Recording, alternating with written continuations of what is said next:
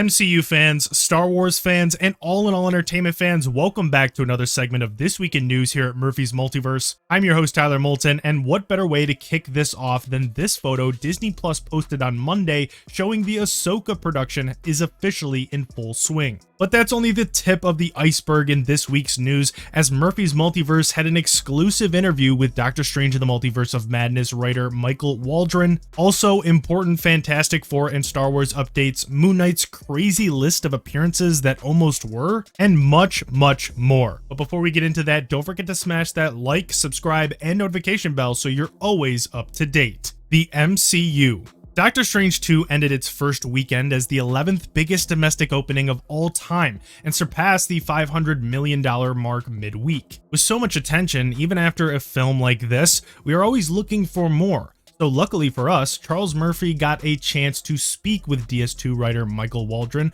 who gave us some awesome exclusives, including earlier Doctor Strange 2 drafts that included 616's Mordo and a potential unwritten future. He states, "We explored ways that would be interesting to intertwine with this story, but ultimately it felt like that was a story left for another day.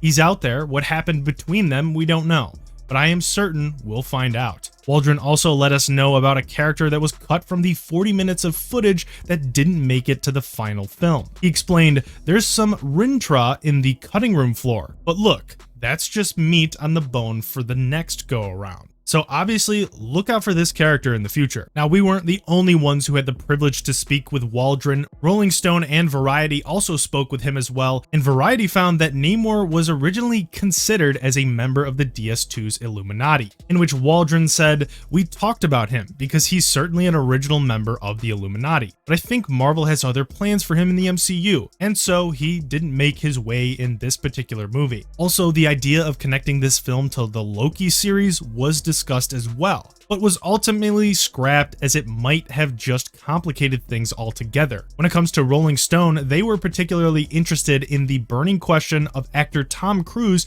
and if there was any involvement here. Waldron states, "I said to Kevin Feige at one point, I was like, could we get Tom Cruise as Iron Man?" Now, when asked the real issue of trying to bring him on, Waldron continued, "Well, I mean, he was shooting Mission Impossible 7 and 8. I don't believe so. I just don't think it was ever an option because of availability." It was also discovered this week that the producers from Moon Knight, Grant Curtis and Nick Pepin, will now be helping produce the Fantastic Four project. And this exciting news comes just weeks after Jon Watts exited the project due to a hectic schedule. And speaking of Moon Knight, we've got some insight to some surprising characters that were either going to be referenced or even appear in the series altogether. Gore the God Butcher was one of them, and writer Jeremy Slater explained how in the early beginnings, no one knew if Moon Knight was going to come out before or after Thor Love and Thunder. So that meant a version of the script included, quote, where the gods would sort of talk about this thing with Gore the God Butcher just happened and now we've got this new problem. And that was kind of how it originally went. Kang was also another character that was originally meant to be referenced,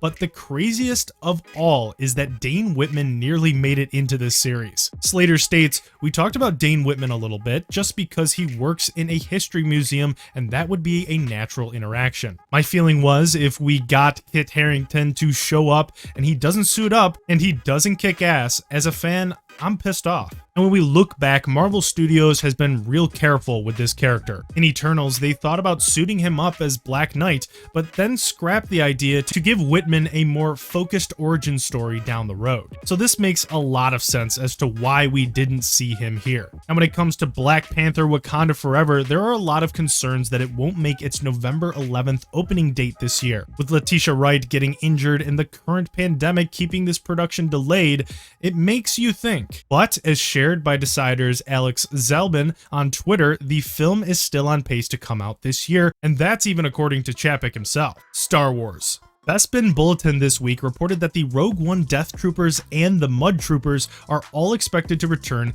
in the Andor Disney Plus series. The former will appear in a sequence alongside white officers, but there's been no word if we might see the return of Ben Mendelsohn's director. Even though we just talked about Michael Waldron in the MCU, he's also made his way into the Star Wars news, as he also gave us an update on Kevin Feige's Star Wars project that he is writing. Waldron says, "We're finally into it in earnest. I mean, I'm writing away. It's a lot of fun. I'm enjoying having the freedom on that to do something that's not necessarily a sequel or anything." And there's a new rumor that is going around as well that the Star Wars Jedi Fallen Order sequel's title has been potentially revealed. Gaming insider Jeff Grubb asked some of his Twitch users what they believe the title might end up being. And it turns out user Colonel Sanders 21 was the right one to guess it, as Grubb went on to reveal that the title will in fact be Star Wars Jedi Survivor. Popular updates.